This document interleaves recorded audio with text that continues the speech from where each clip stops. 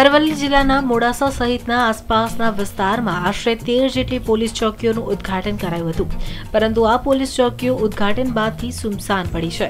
કેટલીક પોલીસ ચોકીઓ શોભાના ગાંઠિયા સમાન બની છે, તો કેટલીક પોલીસ ચોકીઓ પર તાળા જોવા મળી રહ્યા છે। ત્યારે આ અંગે લોકોમાં રોષ વ્યાપી ઉઠ્યો છે અને પોલીસ ચોકીઓ સત્વરે શરૂ કરવામાં આવે તેવી માંગણી કરાઈ રહી છે।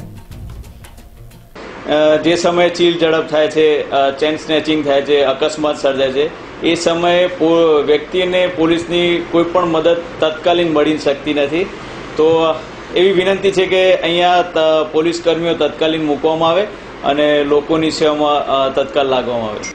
તો આ સમયે મોડાસા અને એની આજુબાજુ અરવલ્લી જિલ્લાની અંદર 13 જેટલી પોલીસ ચોકીઓ લોક ભાગીદારીથી શરૂ કરવામાં આવેલી, પરંતુ તેમાંથી અડધી જેટલી પોલીસ ચોકીઓ તો ફક્ત મોડાસા શહેરમાં શરૂ કરવામાં આવેલી હતી, પણ આ પોલીસ ચોકીઓ હાલ મૃતપ્રાય અવસ્થામાં છે, જેથી પ્રજા અત્યારે ખૂબ હાલાકી ભોગવી રહી છે। ઠેર ઠેર અત્યારે ગુનાખોરીઓ વધી રહી છે।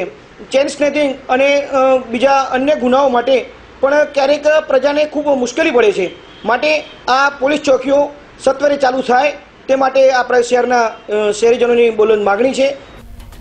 જો કે આ અંગે રાજ્યમંત્રી રજનીભાઈ પટેલને પૂછવામાં આવતા તેમણે આ મામલે કાર્યવાહી કરવાની ખાતરી આપી હતી।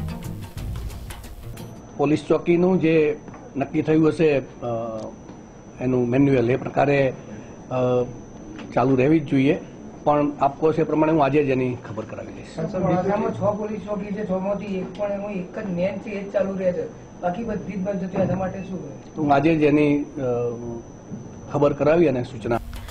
એક તરફ રાજ્યમાં ક્રાઇમ વધી રહ્યા છે, ત્યારે ખાલી પડેલી પોલીસ ચોકીઓ પર રાજ્ય સરકારની કામગીરી પર સવાલો ઉઠી રહ્યા છે।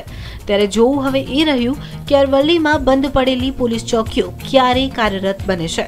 Bureau report, news online, Aravalli.